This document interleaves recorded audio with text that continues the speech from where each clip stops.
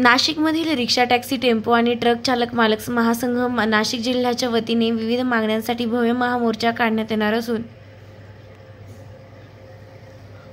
12 जुलै 2024 रोजी सकाळी 10 वाजता बीडी भालेकर मैदान, शालिमार, नाशिक येथून या मोर्चाला सुरुवात होणार आहे।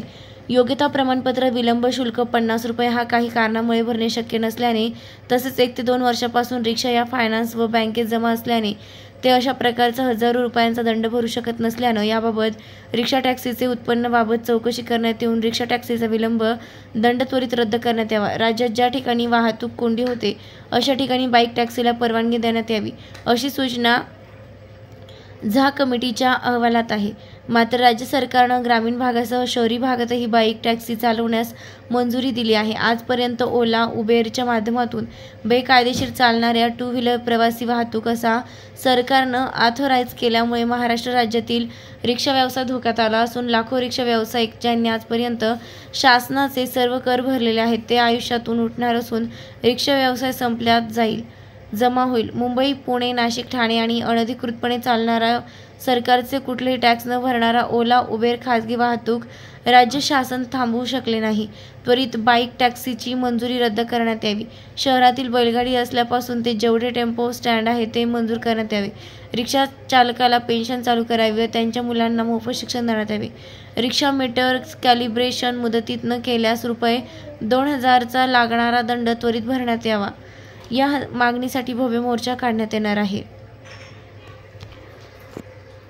अधिकार न्यूज नाशिक।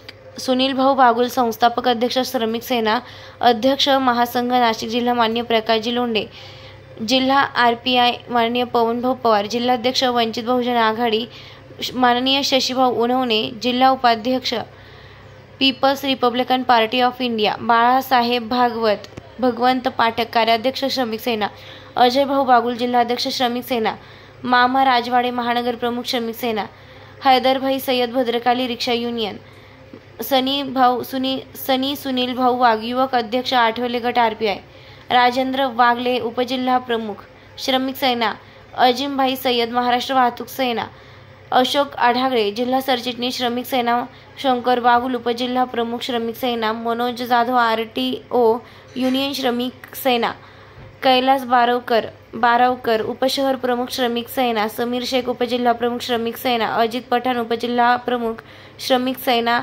माधव वाणी, उपशहर प्रमुख, निलेश शेलार, उपप्रमुख शहर प्रमुख विद्यार्थी वाहतूक, किरण डहाळे, नाशिक रोड विद्यार्थी वाहतूक प्रमुख, त्याचप्रमाणे बाळासाहेब गायकवाड, गणेश रणमाळे, पप्पू शेख, माननीय नंदलाल सूर्यवंशी आदी मान्यवर या ठिकाणी उपस्थित होते। वृत्तसंकलन अधिकार न्यूज नाशिक, संचालक संपादक प्रवीण नेटावणे, नाशिक रोड, नाशिक।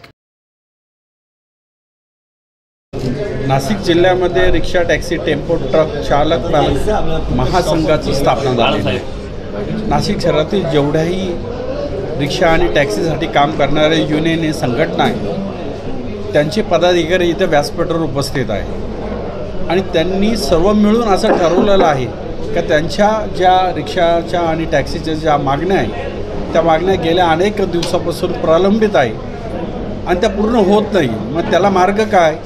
तो उपोषण करणं, धरणे आंदोलन करणं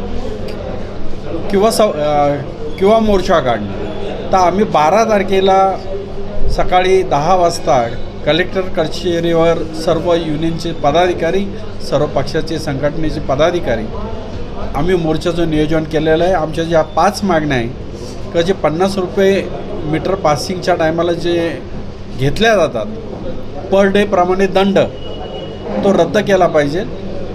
त्याच पद्धतीने गेल्या अनेक वर्षापासून प्रलंबित आहे का अजूनपर्यंत लोकांना रिक्षा उभी करण्यासाठी जी स्टँड लागतो ते स्टँड आत्तापर्यंत झालेले नाही आहे। नंतर मीटरसाठी 2000 रुपयाचा जो दंड लागतो तो रद्द करावा आणि रिक्षावाल्यांना स्वाभिमानाने जगण्यासाठी त्यांच्या मुलांना शिक्षण मोफत मिळावं, ह्या अशा काही मागण्या घेऊन आम्ही 12 तारखेला मोर्चाचं आयोजन केलेलं आहे आणि तो मोर्चा चांगल्या पद्धतीने शांततेमध्ये निघणार आहे। आमच्या मागण्या जर त्याच्या आत मंजूर झाल्या तर आम्ही सरकारचे आभार मानून आमचा मोर्चा थांबवू पण शकतो। भाऊ, हे 12 तारखेला रिक्षावाले काका देखील संपात सहभागी होणार आहे का? ते मुलांना घेण्यासाठी येणार आहे का नाही? आता शालेय जे विद्यार्थी आहेत, तर आत्तापर्यंत शालेय विद्यार्थ्यांकरता आम्ही आत्तापर्यंत जेवढे मोर्चे काढले त्या मोर्चांमध्ये रिक्षाचा जो चालक आहे आणि जो मुलांना घेऊन जाणारा, हे दोन्ही लोक या संपामध्ये सामील झाले होते. यापेक्षाही उलट ज्या विद्यार्थ्यांचे पालक आहे, आईवडील आहे, ते सुद्धा या मोर्चामध्ये सामील झाले होते रिक्षा काकाला सपोर्ट करण्यासाठी. अशा पद्धतीचा सपोर्ट ह्याही टायमाला होऊ शकेल.